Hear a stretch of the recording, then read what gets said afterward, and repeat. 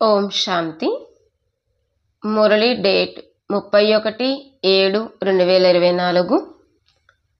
మధురమైన పిల్లలు, మీరు మీ సమయాన్ని వ్యర్థం చేసుకోకూడదు. లోపల జ్ఞానాన్ని స్మరిస్తూ ఉన్నట్లయితే నిద్రాజీతులుగా అయిపోతారు. ఆవలింతలు మొదలైనవి రావు. ప్రశ్న: పిల్లలైన మీరు తండ్రిపై ఎందుకు బలిహారమయ్యారు? బలిహారం అవ్వడము అంటే అర్థమేంటి? జవాబు: బలిహారం అవ్వడము అనగా తండ్రి స్మృతిలో ఇమిడిపోవటం. ఎప్పుడైతే స్మృతిలో ఇమిడిపోతారో అప్పుడు ఆత్మరూపీ బ్యాటరీ ఛార్జ్ అవుతుంది. ఆత్మరూపీ బ్యాటరీ నిరాకారుడైన తండ్రితో జోడించబడినప్పుడు బ్యాటరీ ఛార్జ్ అవుతుంది. వికర్మలు వినాశనం అవుతాయి, సంపాదన జమ అవుతుంది. ఓం శాంతి. ఆత్మిక తండ్రి కూర్చుని ఆత్మిక పిల్లలకు అర్థం చేయిస్తున్నారు. ఇప్పుడు ఇక్కడ మీరు శరీరముతో పాటు కూర్చున్నారు. మృత్యులోకములో ఇది అంతిమ శరీరం అని మీకు తెలుసు. ఆ తర్వాత ఏమవుతుంది? మళ్ళీ తండ్రితో పాటు శాంతిధామంలో కలిసి ఉంటారు. అక్కడ ఈ శరీరము ఉండదు. మళ్ళీ స్వర్గములోకి నెంబరువారు పురుషార్థానుసారముగా వస్తారు. అందరూ ఒకేసారి కలిసి రారు. ఇక్కడ రాజధాని స్థాపన అవుతోంది. ఏ విధముగా తండ్రి శాంతి సుఖము యొక్క సాగరుడు, అలాగే పిల్లలను కూడా శాంతి సుఖము యొక్క సాగరులుగా తయారు చేస్తున్నారు. ఆ తర్వాత శాంతిధామంలో విరాజమానం అవ్వాలి. కావున తండ్రిని, ఇంటిని మరియు సుఖధామాన్ని స్మృతి చేయాలి.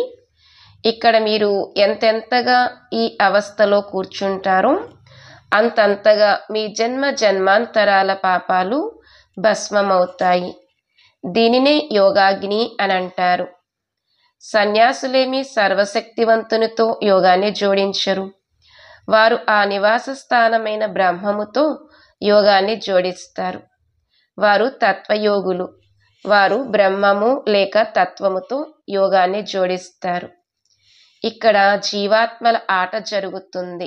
అక్కడ మధురమైన ఇంటిలో కేవలం ఆత్మలే ఉంటాయి.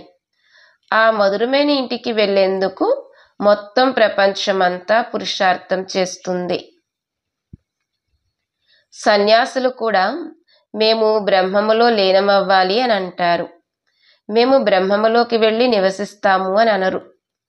ఈ విషయాలను పిల్లలైన మీరిప్పుడు అర్థం చేసుకున్నారు. భక్తి మార్గంలో ఎన్ని వ్యతిరేకమైన విషయాలు వింటూ ఉంటారు. ఇక్కడైతే తండ్రి వచ్చి కేవలం 2 విషయాల్ని అర్థం చేయిస్తారు. ఏ విధంగా మంత్రాన్ని జపిస్తారు కదా. కొందరు గురువును తలుచుకుంటారు, కొందరు ఇంకెవరినో తలుచుకుంటారు. విద్యార్థులు టీచర్ను తలుచుకుంటారు. ఇప్పుడు పిల్లలైన మీకు కేవలం తండ్రి మరియు ఇల్లు మాత్రమే గుర్తుంది. తండ్రి ద్వారా మీరు శాంతిధామము మరియు సుఖధామము యొక్క వారసత్వాన్ని తీసుకుంటారు. అదే మీ హృదయంలో గుర్తుంటుంది. నోటితో ఏమీ అనవలసిన అవసరం లేదు. శాంతిధామము తర్వాత సుఖధామము అని బుద్ధి ద్వారా మీకు తెలుసు.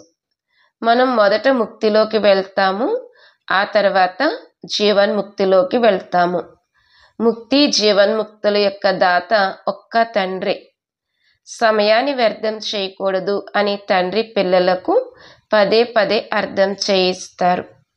జన్మ జన్మాంతరాల పాపాల భారము శిరస్సుపై ఉంది. ఈ జన్మలో చేసిన పాపాలు మొదలైన వాటి స్మృతి అయితే ఉంటుంది. సతయుగంలో ఈ విషయాలు ఏవి ఉండవు. జన్మ జన్మాంతరాల పాపాల భారం ఉందని ఇక్కడ పిల్లలకు తెలుసు. మొట్టమొదటిది కామ వికారపు వికర్మ. దానిని జన్మ జన్మాంతరాలు చేస్తూ వచ్చారు. మరియు తండ్రి నిందను కూడా ఎంతో చేశారు. ఏ తండ్రి అయితే సర్వులకు సద్గతిని ఇస్తారో వారిని ఎంతగా నిందించారు. ఇవన్నీ ధ్యాసలో ఉంచుకోవాలి.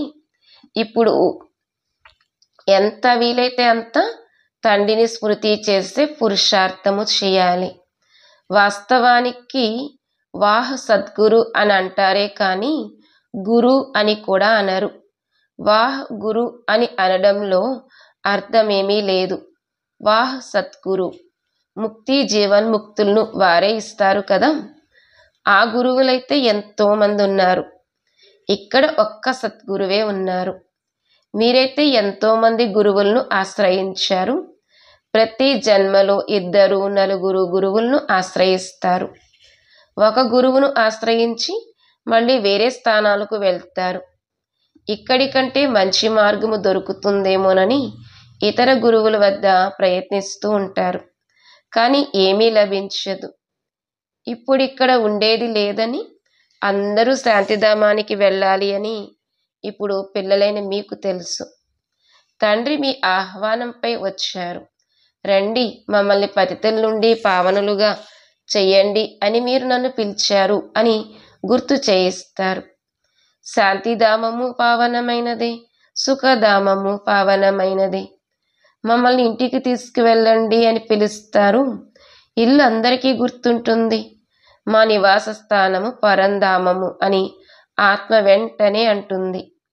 పరంపిత పరమాత్మ కూడా పరంధామంలోనే ఉంటారు.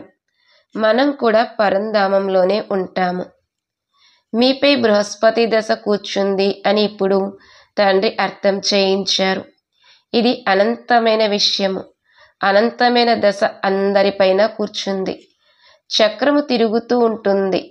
మనమే సుఖము నుండి దుఃఖములోకి, మళ్ళీ దుఃఖము నుండి సుఖములోకి వస్తాము. శాంతిధామము, సుఖధామము, ఆ తర్వాత ఈ దుఃఖధామము. ఇది కూడా ఇప్పుడు పిల్లలైన మీరు అర్థం చేసుకున్నారు. మనుష్యుల బుద్ధిలోనైతే ఇవి కూర్చోవు. ఇప్పుడు తండ్రి జీవిస్తూనే మరణించడము నేర్పిస్తున్నారు. దీపపు పురుగులు దీపముపై బలిహారమవుతాయి.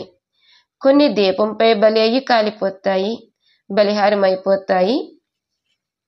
కొన్నేమో చుట్టూ తిరిగి వెళ్ళిపోతాయి. వీరు కూడా బ్యాటరీయే కదా. అందరి బుద్ధి యోగము వారొక్కరితోనే ఉంది.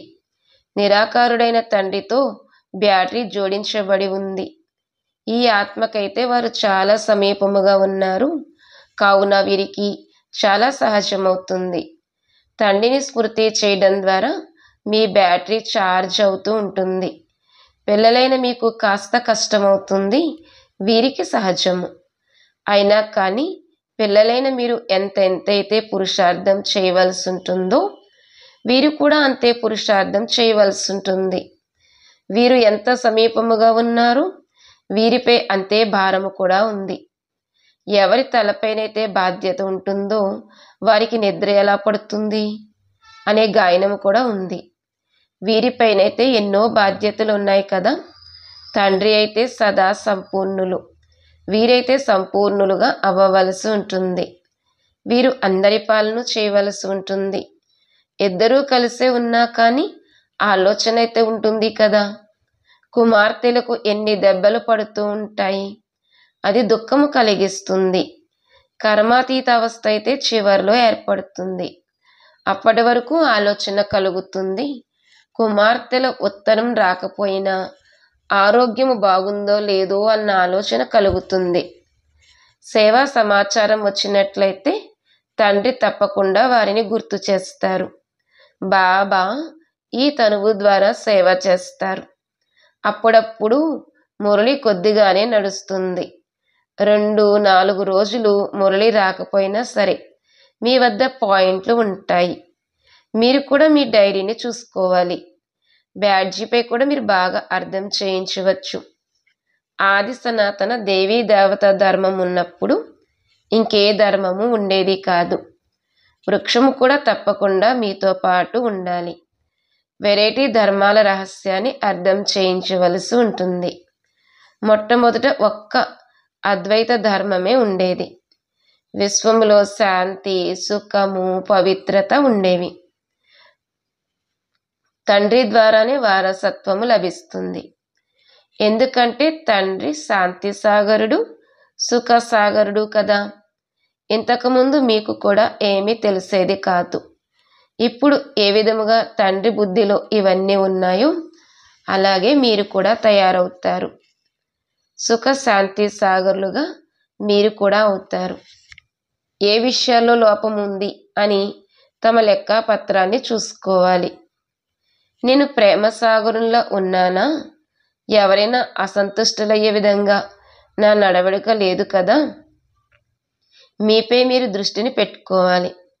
బాబా ఆశీర్వదిస్తే మేము అలా అయిపోతాము అని భావించకూడదు. అలా కాదు. తండ్రి అంటారు, నేను డ్రామానుసారంగా నా సమయానికి వచ్చాను. ఇది నా కల్పకల్పపు ప్రోగ్రాము. ఈ జ్ఞానాన్ని ఇంకెవ్వరూ ఇవ్వలేరు. సత్యమైన తండ్రి, సత్యమైన టీచర్, సత్యమైన గురువు ఒక్కరే. ఈ నిశ్చయం కూడా పక్కాగా ఉన్నట్లయితే మీకు విజయం లభిస్తుంది. ఇన్ని అనేక ధర్మాలు ఏవైతే ఉన్నాయో వాటన్నిటి వినాశనము జరగవలసిందే. సతయుగ సూర్యవంశము ఉన్నప్పుడు ఇంకే వంశము లేదు. మళ్ళీ అదే విధముగా జరుగుతుంది. రోజంతా ఇలా మీతో మీరు మాట్లాడుకుంటూ ఉండండి. జ్ఞాన పాయింట్లు లోపల ఉప్పొంగుతూ ఉండాలి. సంతోషము ఉండాలి. తండ్రిలో జ్ఞానము ఉంది, అది మీకు ఇప్పుడు లభిస్తోంది. దానిని ధారణ చేయాలి. ఇందులో సమయాన్ని వ్యర్థం చేయకూడదు. రాత్రి కూడా సమయం లభిస్తుంది. ఆత్మ ఇంద్రియాల ద్వారా పని చేస్తూ చేస్తూ అలసిపోయిందంటే ఇక నిద్రిస్తుంది అని గమనిస్తారు. తండ్రి మీ భక్తి మార్గం యొక్క అలసటనంతా దూరం చేసి అలసట లేని వారిగా చేస్తారు. రాత్రి వేళలో ఆత్మ అలసిపోతే శరీరం నుండి వేరైపోతుంది. దానినే నిద్ర అని అంటారు. నిద్రించేదెవరు? ఆత్మతో పాటు కర్మేంద్రియాలు కూడా నిద్రిస్తాయి. కావున రాత్రి వేళలో నిద్రించే సమయంలో కూడా తండ్రిని స్మృతి చేసి ఇలాంటి ఆలోచనలు చేస్తూ నిద్రపోవాలి. చివరి సమయంలో మీరు రాత్రింబవళ్ళు నిద్రను జయించేవారిగా అయ్యే అవకాశం ఉంది. అప్పుడు ఇంకా స్మృతిలోనే ఉంటారు. ఎంతో సంతోషం ఉంటుంది. 84 జన్మల చక్రాన్ని తిప్పుతూనే ఉంటారు. ఆవలింతలు లేక కునికిపాట్లు మొదలైనవి రావు. ఓ నిద్రను జయించే పిల్లలు, సంపాదనలో ఎప్పుడూ నిద్రించకూడదు. ఎప్పుడైతే జ్ఞానంలో నిమగ్నమైపోతారో అప్పుడు మీకు అటువంటి స్థితి ఉంటుంది. ఇక్కడ మీరు కొద్ది సమయం కూర్చున్నప్పుడు ఎప్పుడు ఆవలింతలు లేక కునికిపాట్లు రాకూడదు. ఇతర వైపులకు ధ్యాస వెళ్ళడం ద్వారా ఆవలింతలు వస్తాయి.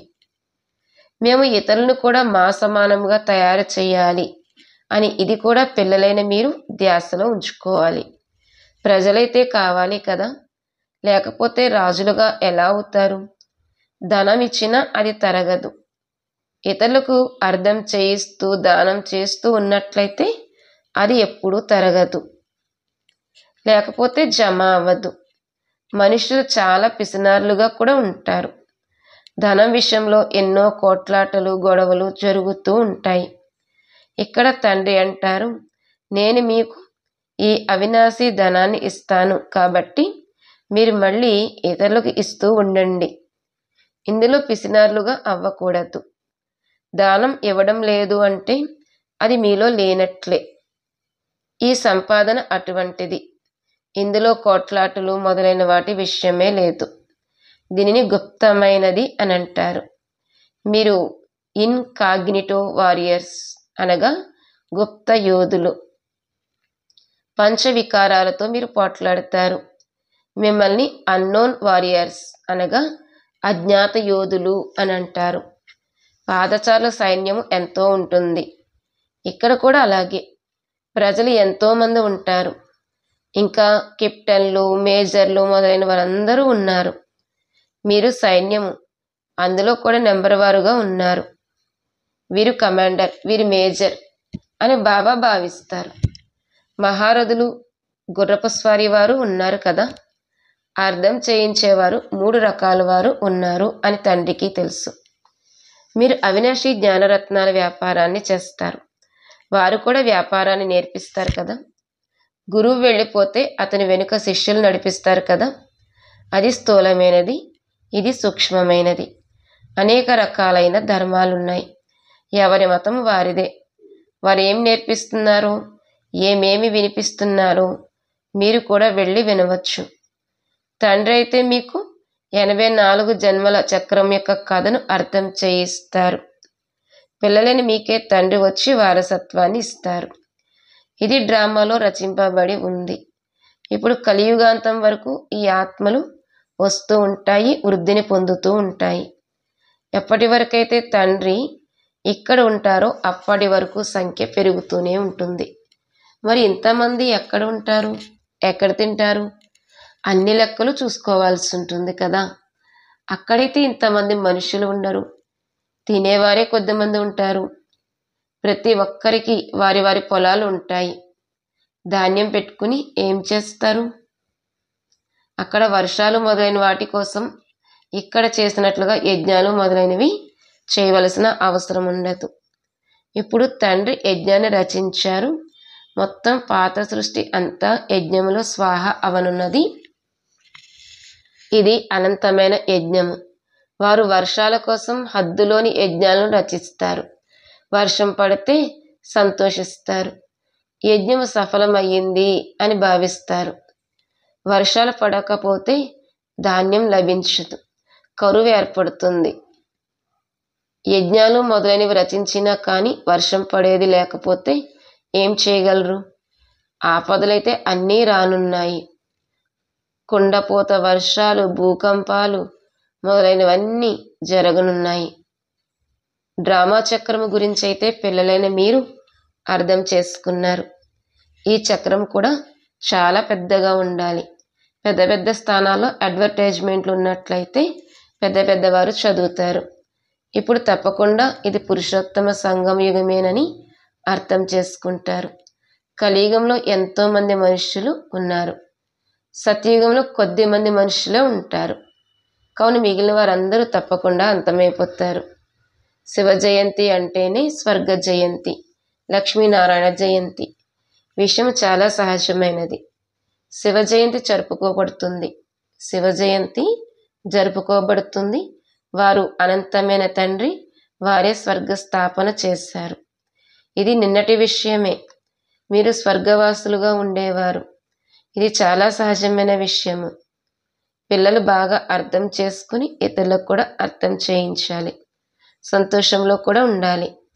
ఇప్పుడు మనం సదాకాలము కోసం రోగాల నుండి విముక్తులై 100% ఆరోగ్యవంతులుగా, సుసంపన్నులుగా అయిపోతాము. ఇంకా కొద్ది సమయమే ఉంది. ఎన్ని దుఃఖాలు ఉన్నా, మృత్యువు మొదలైనవి జరిగినా మీరు ఆ సమయంలో చాలా సంతోషంగా ఉంటారు.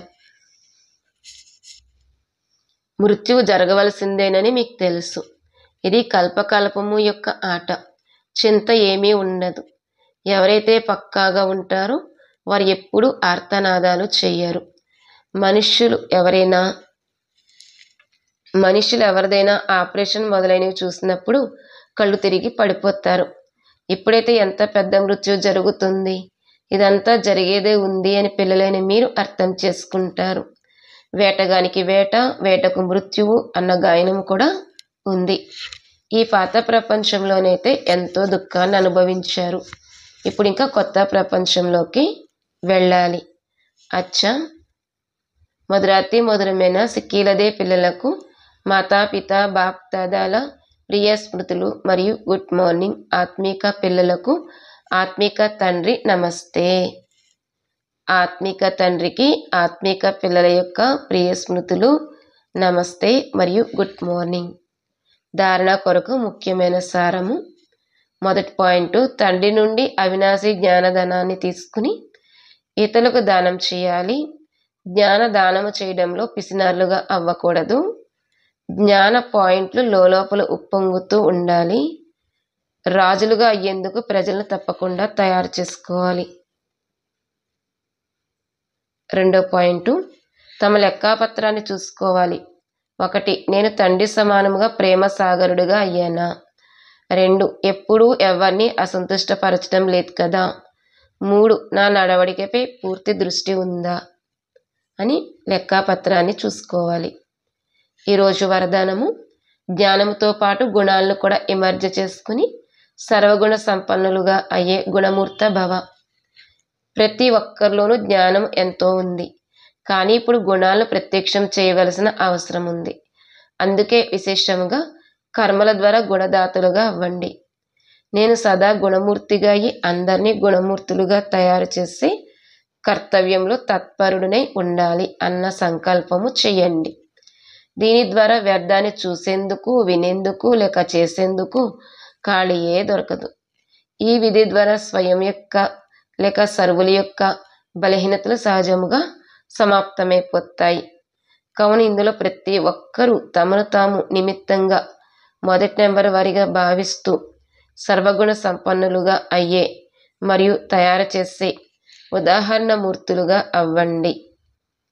స్లోగన్: మనసా ద్వారా యోగదానాన్ని, వాచా ద్వారా జ్ఞానదానాన్ని మరియు కర్మణ ద్వారా గుణదానాన్ని చేయండి. మనసా ద్వారా యోగదానాన్ని, వాచా ద్వారా జ్ఞానదానాన్ని మరియు కర్మణ ద్వారా గుణదానాన్ని చేయండి. ఓం శాంతి.